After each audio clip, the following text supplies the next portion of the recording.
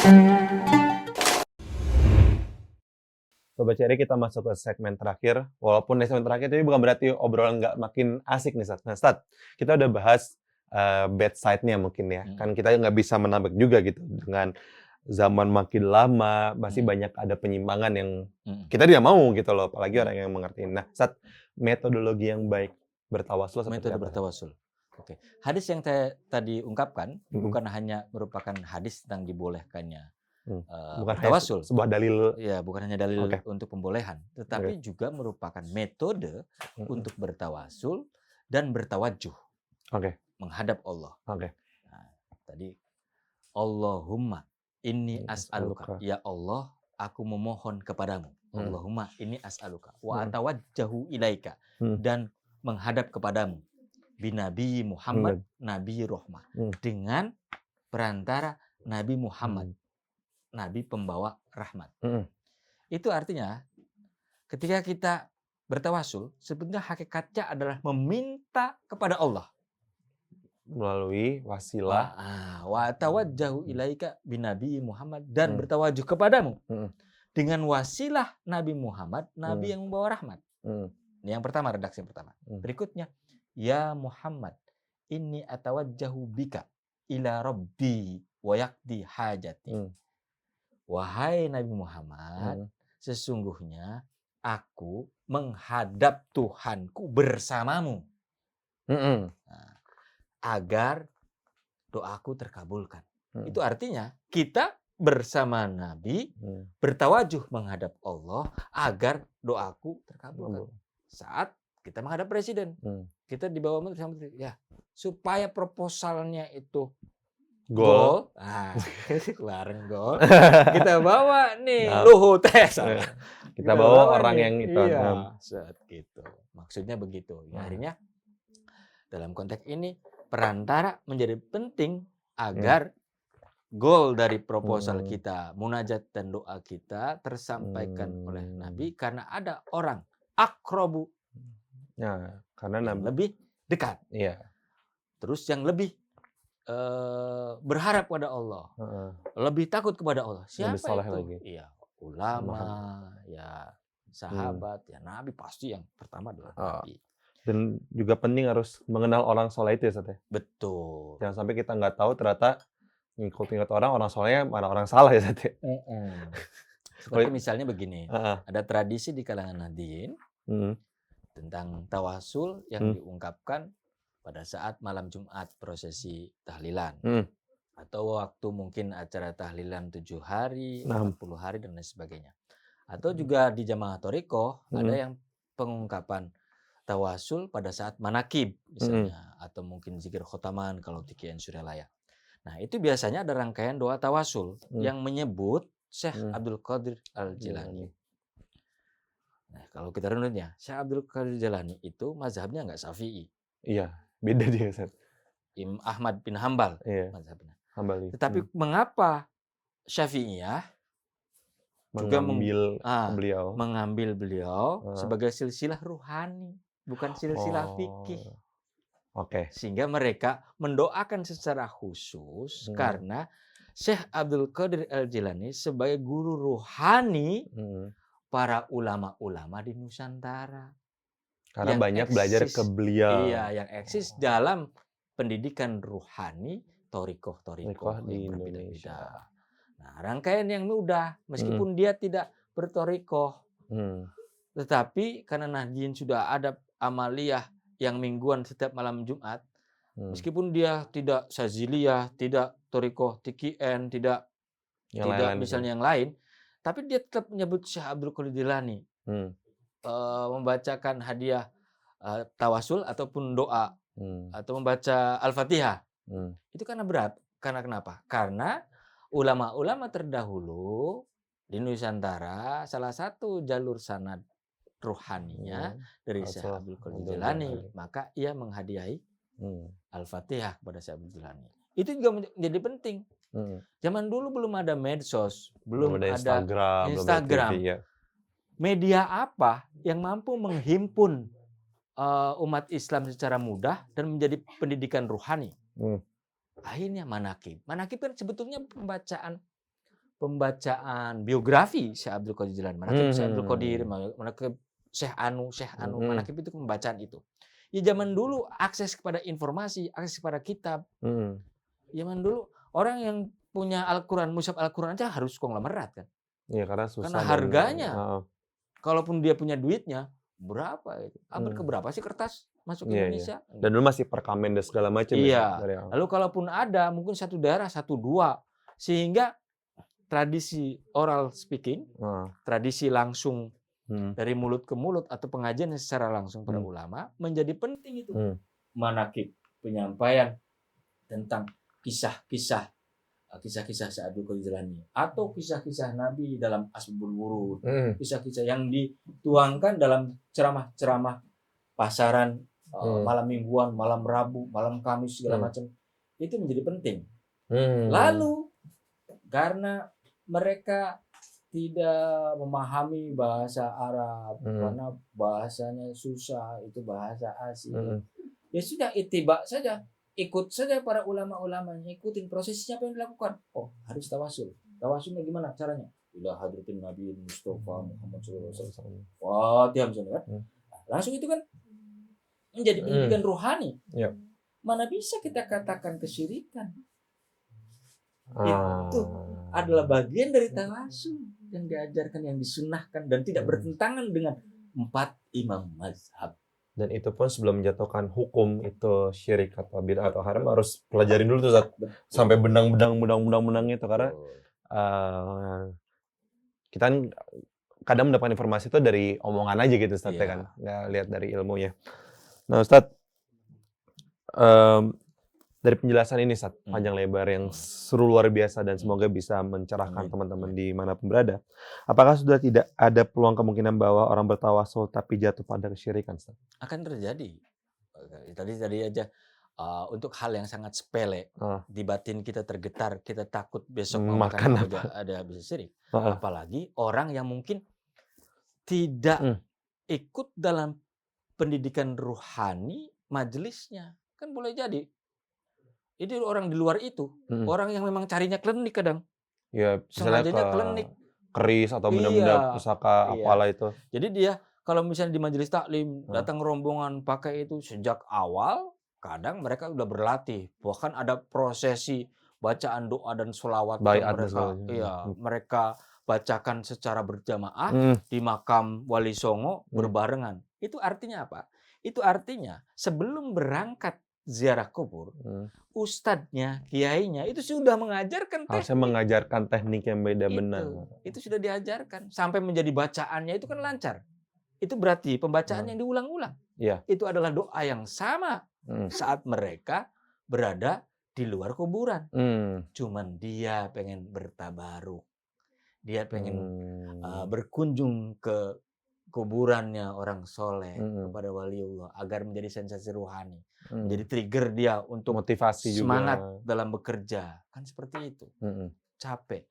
Kadang orang juga butuh mempunyai waktu senggang, waktu yang mungkin tidak banyak difahami oleh orang, yang tersembunyi, yang tidak gampang didapati saat dia di Jakarta dengan rutinitas luar biasa, maka dia harus healing ke kuburan untuk berziarah agar mendapat sensasi rohani yang baik, sekaligus bertabaruk, berziarah yang memang disarankan oleh baginda Nabi.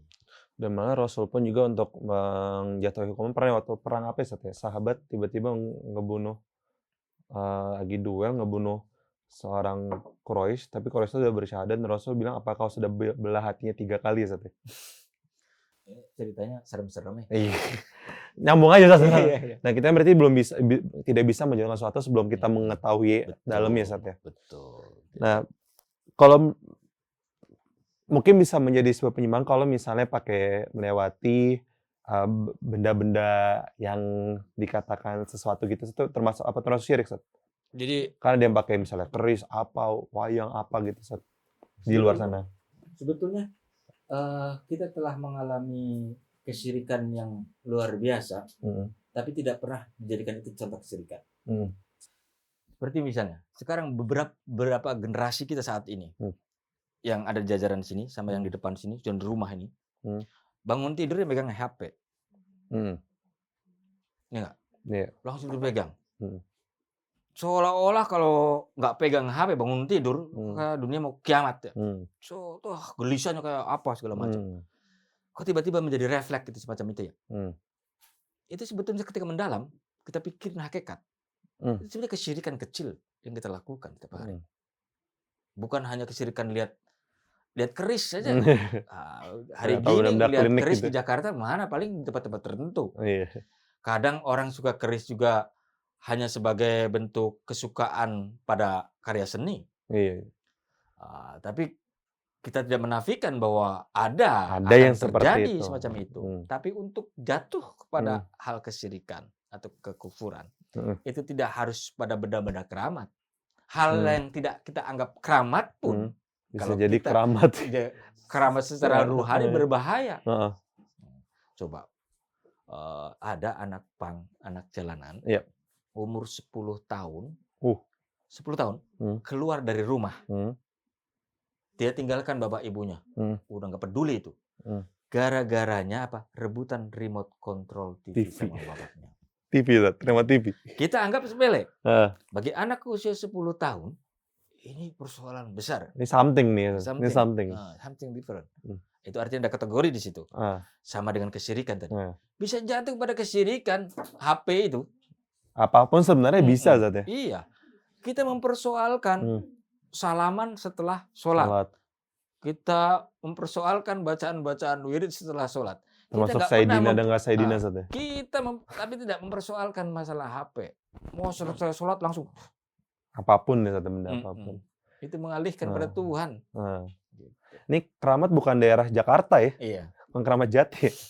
Kasihan orang Keramat Jati itu ngomongin pasar mulu dari. Iya. Nah, Ustaz, bisa kalau doa tanpa sholat tuh nggak bisa dibilang tidak mungkin ya, Ustaz ya? Doa tanpa secara hakikatnya tidak mungkin. Tidak mungkin. Tetapi bahwa prakteknya orang boleh jadi tidak Ya. Sebetulnya bahwa prosesi yang dilakukan dengan membaca sholawat di awal itu bagian dari bentuk tawasul. Iya. Makanya rangkaian wirid, misalnya wirid yang biasa digunakan oleh di masjid-masjid, yang Nahdien misalnya, kan ada baca sholawat dulu. Ya. Habis itu baru tuh minta Allahumma inni as'aluka, misalnya begitu. Lalu ada pertanyaannya, orang Muhammadiyah nggak pernah sholawat. Kata siapa? Orang Muhammadiyah ketika berdoa pasti sholawat dulu. Naik ke atas mimbar, jadi khotib.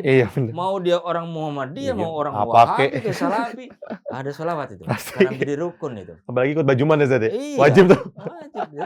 Jadi dalam konteks itu tuh udah kita harus cerdas melihat persoalan, jangan terjebak pada hengki-pengki politik di antara yang itulah ya, di antara kelompok. Nggak usah, kita lihat dalam konteks yang lebih luas, memahami bukan hanya perseteruannya saja. Kita merebuatkan Sayyidina dan tidak pasti Sayyidina, tetapi tidak pernah meributkan pecel lele yang masuk dalam bacaan sholat kita. Kadang bukan pecel lele itu masuk. Apapun itu masuk dalam sholat kita. Tapi kita nggak pernah ributkan itu. Gitu. Jadi malah yang sesuatu yang tidak penting menjadi penting, yang penting menjadi tidak penting ya, San. Nah, berarti mungkin juga secara eksekusi ketika berdoa, itu kita tidak bertawasul pun juga sebenarnya tidak apa-apa, Sat. Tidak apa-apa. Tetapi ini lebih mendalam. Dengan kisah Asbabul Wurud tadi membuktikan bahwa penggunaan tawasul banyak digunakan oleh orang yang punya hajat dan masalah besar. Karena ini udah berat banget nih. Berat banget. Sehingga butuh prosesi khusus. Dan Nabi menghadiahkan doa khusus. Tetapi bukan berarti itu wajib. Iya. Yang pertama itu. Yang kedua, bukan berarti Rasulullah tidak mengajarkan teknik wasilah. Iya. Seperti rangkaian tadi doa tadi. Atau rangkaian tadi khutbah Jumat tadi. Itu kan sebetulnya rangkaian tawasul. Bagaimana mungkin kita menyembah kepada Allah, beribadah kepada Allah tanpa tawasul kepada Kanjeng Nabi. Nanti begitu dapat fenomena gaib sedikit langsung saya ketemu Jibril. Wah, gitu. Karena dia kehilangan protokolnya. Dia tidak pakai protokol yang benar. Kemarin tuh saat di sosial media ada kayak, saya tuh telepon langsung sama Allah, tuh saya bingung saat itu gimana cara? Wah, ini mancing nih. Ada bapak-bapak itu ada. Berarti saat sebenarnya tawasul itu bukan hal yang wajib, tapi hal yang diperbolehkan karena Rasul pun melakukan hal yang Kalau sama. katanya diperbolehkan, itu berarti ente menganggap bahwa tadinya dilarang. Hal yang boleh berarti? Bukan, Apa disunahkan. Disunahkan Karena untuk perintah Al-Quran yang saya sebutkan adalah perintah, jelas-jelas itu perintah. Perintah yang tertuang dalam ayat Al-Quran dan diperintahkan oleh Nabi, dicontohkan oleh Nabi. Itu artinya tidak relevan menyebut dibolehkan. Nah, berarti itu disunahkan oleh Rasulullah SAW, tapi mungkin sunnah itu tidak dilakukan untung, tidak dilakukan rugi ya sebenarnya. Ya rugi. Karena nggak dapat pahala tambahan kan kalau misalnya sunnah itu. Betul. Apalagi tadi yang saya sebutkan bahwa rangkaian yang ada dalam ayat Al-Quran dan hadis Nabi lalu diamalkan oleh para sahabat dan ulama-ulama hingga kita ke hari ini. 4 imam mazhab malah menyunahkan, itu menjadi anggap sunnah. Lalu ketika ada ulama modern menyebut itu ada masalah. Terus kok kita ngikuti ulama modern? Katanya kita harus kembali kepada Al-Quran dan Sunnah. Harus dibedah lagi berarti. Iya. Jadi kemunduran Islam itu. Jadi orang yang menganggap bahwa tawasul itu hal yang tidak boleh atau remang-remang, justru menurut saya itu kemunduran Islam. Saat kalau di ayat akhir kan masalah Ibrahim itu termasuk tawasul, Zat. Kan kalau kita lihat ujungnya kan Nabi Ibrahim disebut 2 kali. Iya. Kenapa kemudian di situ dalam sholawat tidak hanya kepada kanjeng Nabi, kepada Nabi Muhammad, tapi penyebutan wa ala ali sayyidina Muhammad juga. Habis itu kama sholaita ala sayyidina Ibrahim wa ala ali sayyidina Ibrahim.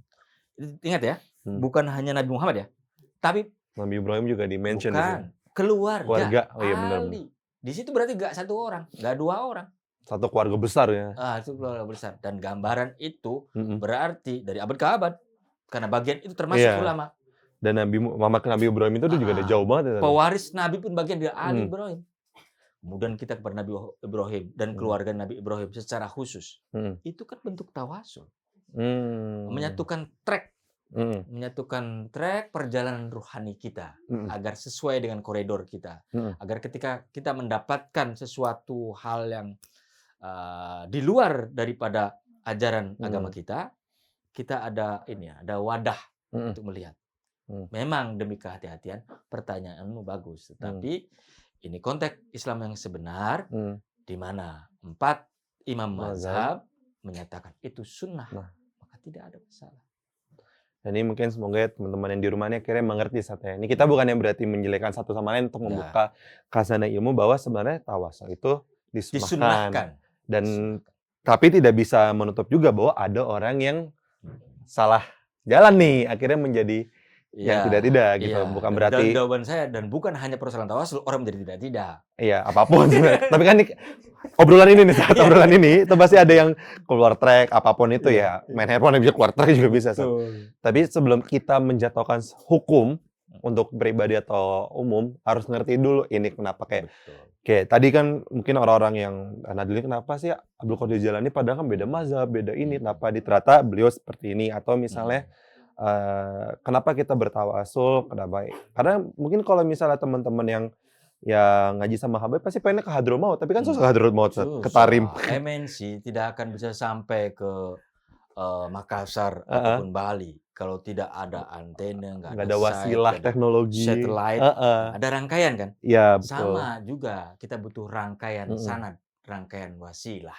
Nah, Ustadz nih, sayang banget kita harus berpisah, Ustadz. Jazakallahu khair, barakallahu fiik. Ini satu ilmu yang berguna dan teman-teman di mana berada jangan mengerti dengan sisi satu pandang, harus melihat yang lain. Jadi sebelum menjatuhkan, apakah itu baik atau tidak baik. Kalau teman-teman ada ide, saran atau pertanyaan, bisa aja langsung DM Instagram kami @mnc.muslimtv. Wabillahi taufiq wal hidayah. Wassalamualaikum warahmatullahi wabarakatuh.